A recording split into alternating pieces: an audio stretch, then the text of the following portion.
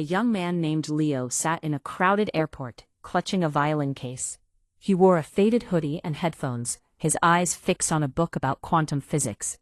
Beside him, an older woman leaned toward her husband and whispered loudly, "Probably some dropout going to busk for change. They all look the same, don't they?" Leo didn't look up, but he heard. In another terminal, a woman named Amara was checking her flight status. She wore a business suit and spoke sharply into a Bluetooth headset in 3 different languages. A man nearby gripped his briefcase tighter, stepping away. He saw her sharp movements and heard the unfamiliar language, and his mind immediately filled in the blanks.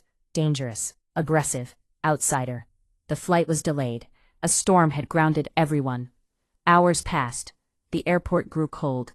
The woman who had whispered about Leo began to shiver. She had forgotten her jacket. Without a word, Leo opened his violin case. He didn't take out the instrument. Instead, he pulled out a thick wool blanket he used to cushion the wood and handed it to her. "I'm a medical student," he said softly. "The violin belonged to my grandfather. I carry it because it's the only piece of him I have left." The woman froze, the blanket heavy in her hands. The dropout was the one keeping her warm. Across the ring, the airport lights flickered and died. A child began to cry in the dark.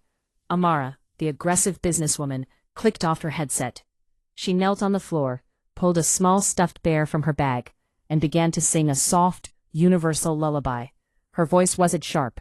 It was like silk.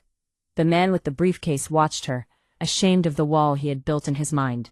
When the lights came back on, the room was the same, but the maps had changed. The labels, the artist, the threat, the elitist, had curled up and burned away, leaving only people behind.